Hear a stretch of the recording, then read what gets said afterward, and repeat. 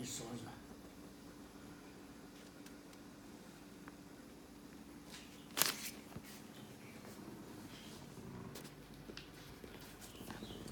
So this is my persuasion speech. I'm gonna talk about the one serious problem currently happen in Southeast Asia. So what's people's idea of Cambodia? I'm gonna list Cambodia as one example country for Southeast Asia. So there are actually a lot of people traveling to Cambodia for a year, and not every people travel there for their culture and their beautiful view of the nature. According to the data, there are 32% of tourists go there for their culture, and 21.7 of the male tourists go to Cambodia for sex tourism. And a lot of foreign tour company even offer their package tour, which means tourists choose their company. They can travel to Cambodia, but that's not all. They can also have very cheap sex in Cambodia. So I want to restate my credibility here. I'm a student who's studying in the University of Nevada, Las Vegas for majoring for traveling. I'm really shocked by the fact, and I really think this problem needs to be fixed. I strongly suggest that before guests traveling to Cambodia, they should know the history of Southeast Asia and realize that sex tourism is not a good way of traveling there. They will only, not only break their system down, and that will make their situation getting worse. According to data, sex tourism is one of the most popular traveling way this year.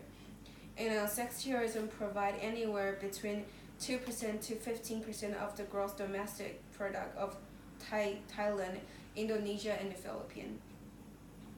And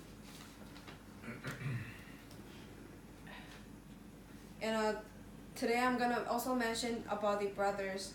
Brothers is a place that where girls can offer guests a really cheap sex for them, and because due to the law in Cambodia is really lax and cheap, so nobody's actually said it's out loud.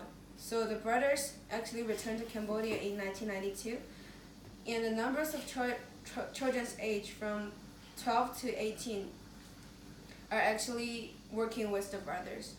And during their stay, the number of girls and boys raised from 6,000 to 20,000. Other people might ask, is this legal?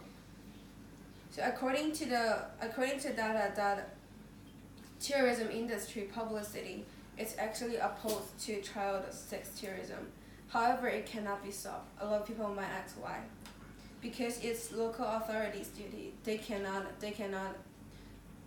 walk into there and say it's outlawed. You cannot do this, because local authority they don't agree with them, and they don't want their the domestic growth to be lower or anything else. And the third is sex tourism is not a good way of traveling. Also to South Asia, it is not a good way of raising its economy. Like I said before, sex tourism provide anywhere between 2% to 14% of the gross domestic product of the Southeast Asia.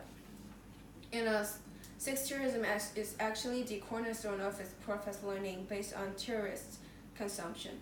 Tourists come there, they buy a lot of good stuff, and they also buy girls during their vacation, like a short-term wife. Like girls maybe underage, they can offer a sex for the foreigners. And this actually caused the worst situation that children are not educated. Instead of them, their fate is to work earlier and work for children in the orphans work earlier, and they provide a lot of sex for the travelers.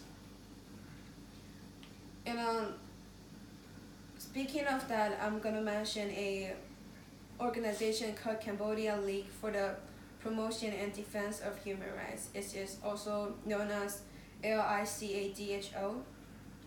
It is founded by Kat Gallivan, and she is a doctor in Cambodia, and she saw the facts of them, and she wanted to change the children's life. So, come to my conclusion part. Sex tourism in Southeast Asia should be outlawed and criminalized in the practice. People should be treated equally, and I think every child is the angel of this world. So I suggest tourists don't be a devil to the children, and don't be an invasion to those countries.